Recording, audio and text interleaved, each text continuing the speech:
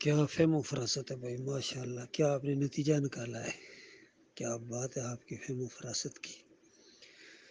بھائی دعائیں بھی کرنی ہے اور عمل بھی کرنا ہے. عمل کے بغیر تو کچھ بھی نہیں ہے. عمل سے اپنے ثبوت دینا ہے، اپنے ایمان عقیدے کا، توحید کا اور اپنے مسلمان ہونے کا عمل سے ثبوت دینا ہے.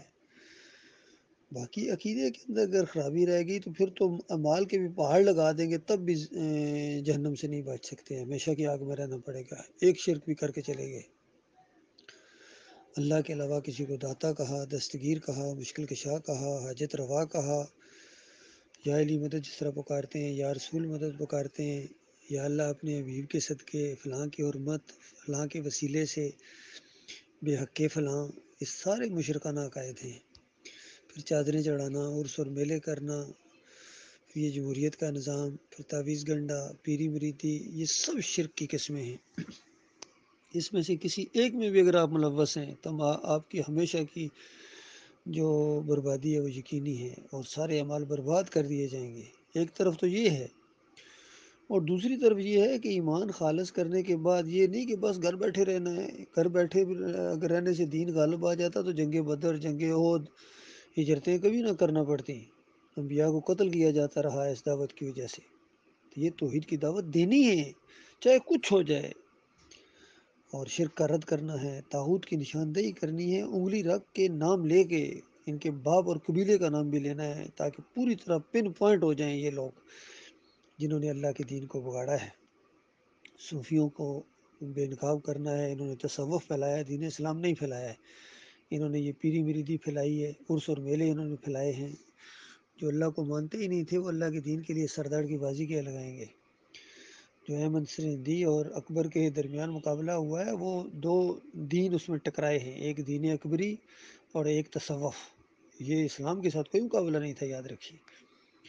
اور اسی طریقے سے یہ جو ہمیں وہ 71 میں شکست ہوئی ہے یا اس طرح کی وہ چیزیں ہوئی ہیں، یہ اسلام کو نہیں ہوئی ہے، یہ تو اس مشرکانہ دین کو ہوئی ہے. بریلویت، دیوبندیت، اہل حدیثیت، سلفیت، جمہوریت، اس کو شکست ہوئی ہے. اسلام تو اپنی پوری شان کے ساتھ جب آئے گا اور غلبہ پکڑے گا، کچکول کے ذریعے نہیں، ووٹوں کے ذریعے نہیں، نوٹوں کے ذریعے نہیں، یہ دعوت کے ذریعے آئے گا. اسی انداز سے آئے گا جس طرح نبی علیہ السلام اور صحابہ اکرام نے اس کی دعوت دی.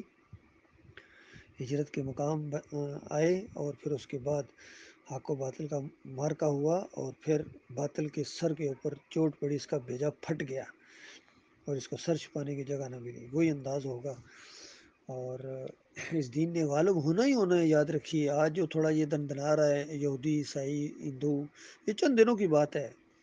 اور یہ تو ان مسلمانوں کے شرک کی وجہ سے، ان کے اوپر اللہ کے عذاب کی وجہ سے اللہ نے ان کو مہلت دی ہے، ان کو مسلط کیا ہے ان کے اوپر. جس طرح بنی اسرائیل کے اوپر فرعون کو مسلط کیا تھا، یہ اللہ کا طریقہ ہمیشہ یہی رہا ہے. سورہ الانعام کے اندر بھی اس کا ذکر ہے. اور اب ان مسلمان مشرکوں کی جب درگت بن چکے گی تو اس کے بعد پھر اللہ تعالیٰ اپنے دین کو غالب کرے گا اور پھر ان کے اوپر اللہ کے عذاب کا کوڑا برسے گا، یہودیوں کے اوپر، عیسائیوں کے اوپر اور ہندوؤں اور سکھوں کے اوپر، ان سارے بے دینوں کے اوپر، قادیانیوں کے اوپر، رافضیوں کے اوپر، اور اللہ کا دین غالب آئے گا. عیسیٰ ابن مریم کا نزول ہے، بالکل حق ہے یہ. باقی مہدی ویڈی کوئی نہیں، یہ فراڈ ہے بالکل، یہ جھوٹی روایتیں ہیں. عیسیٰ ابن مریم کو اٹھایا گیا تھا اللہ تعالیٰ نے ایک منصوبے کے تحت، حکمت کے تحت، اور ان کا نزول بالکل قیامت سے پہلے ہے. قیامت آ نہیں سکتی ہے جب تک عیسیٰ ابن مریم کا نزول نہ ہو. اور وہ جو ہوں گے مخلص مومن ان کے ساتھی ہوں گے، امتی بن کر آئیں گے.